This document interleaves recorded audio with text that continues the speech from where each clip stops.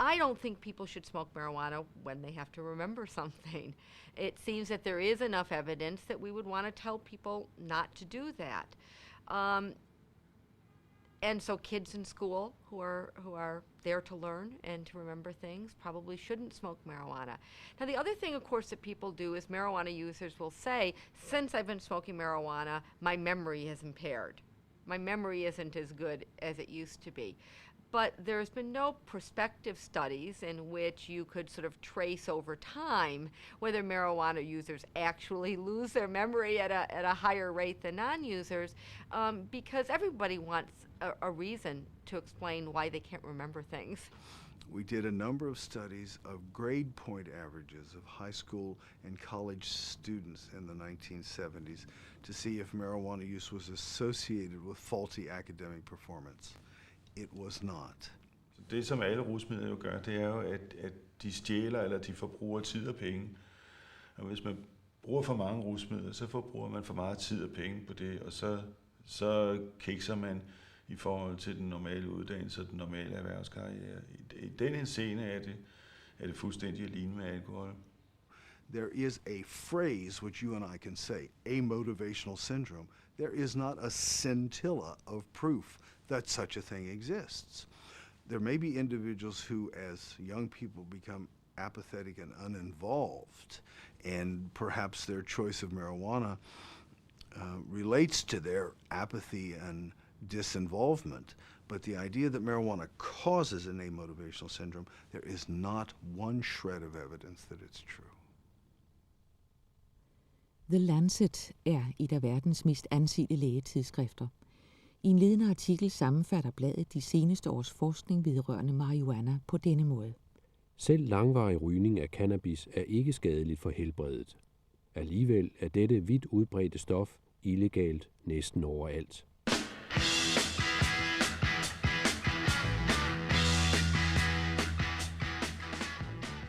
I takt med, at der er kommet videnskabelig dokumentation for, at skadevirkningerne ved cannabisbrug har været stærkt overdrevet, er hovedargumentet for et fortsat forbud, at brug af cannabis angiveligt skulle føre til brug af hårde stoffer.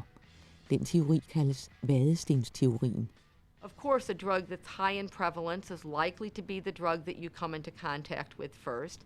You're likely to be able to get it more easily. So it would be, we can hardly imagine someone, for example, using heroin without having used caffeine first, because caffeine is everywhere in the culture. So because marijuana is a drug of higher prevalence, that it makes sense that people who use the least common drugs, cocaine, LSD, heroin, ecstasy, are likely to have used marijuana as well. Der er ikke noget i selve stoffets farmakologiske effekt, der sådan per automatik fører over til andre stoffer. Der er heller ikke nogen særlig stærk statistisk sammenhæng mellem brug af hash og brug af hårde stoffer. Men det er klart, at hash er det, kan man sige, det første stof, man møder, som er forbudt, så vil der være en eller anden sammenhæng med, at når man vikler sig ind i en misbrugerkarriere, så bruger man det, der er nemmest at få fat på først. Og det vil sige, det er tobak og alkohol, og så går man til det næstnemmeste, og så går man til de mere eksklusive varer. One of the comparisons I often make now is between bicycle riding and motorcycle riding. That you can't imagine someone suddenly deciding to ride a motorcycle if they'd never ridden a bicycle. But most bicycle riders don't become motorcycle riders, right? So common activities, it's easy to find various associations between common activities and uncommon activities.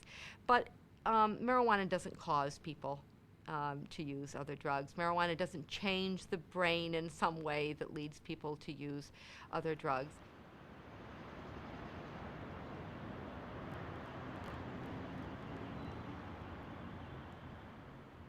Det er her i Holland, man finder de mest overbevisende argumenter for, at den såkaldte vadestensteori er forkert. Holland er blevet kendt verden over for sin meget liberale politik på cannabisområdet. De seneste 20 år har cannabis i realiteten været legaliseret.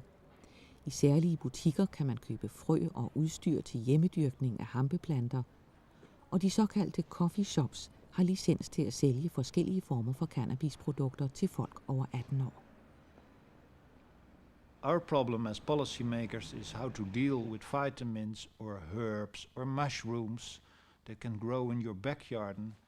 We can't forbid everything in life. I think it's ridiculous to forbid something that grows in the woods or in your backyard. So for policymakers, this places us again and again for new dilemmas. In fact, the question is, where would it end? Are you long now? No, it's not so long. Hvis teorien om, at hash fører til hårde stoffer, er rigtig, burde den liberale hollandske politik på cannabisområdet kunne aflæses i et stigende antal narkomaner. Men sådan er det ikke. If you look at the number of hard drug users in the Netherlands, this is about 25,000. This number has been stable for more than 10 years. The average age of this group is rising each year by 1 year. It's now about 36, which is the highest number in the whole of Europe. So in other words, the heroin problem has become stable for more than 10 years and is more or less under control. Of course, these people cause their troubles in health and in crime. But we believe that because of this system of coffee shops, we have prevented young people from stepping over from cannabis use to hard drug use. Politiet i Holland har fået udstukket retningslinjer, som betyder, at man har kunnet oparbejde et tæt samarbejde med coffeeshop-ejerne. Myndighederne har således været i stand til at opstille nogle spilleregler for salg og brug af cannabis, der gør, at man øjeblikkeligt kan gribe ind og lukke en coffeeshop, hvis den forsøger at sælge hårde stoffer. So the effect of the coffee shops is maybe quite surprisingly that we don't have a higher number of cannabis users than in other countries. It's more or less the same. But more interesting is the effect on the number of hard drug users, because this was exactly the main philosophy behind the coffee shops. Statistikken viser, at trods det, at cannabis i realiteten er legalt i Holland, er det kun 6% af den voksne del af befolkningen, der har prøvet rusmidlet. Det er færre end i Danmark, hvor 22% har prøvet, og langt færre end i USA, hvor man ellers gør alt for at håndhæve forbuddet. Så øget tilgængelighed fører ikke nødvendigvis til øget forbrug.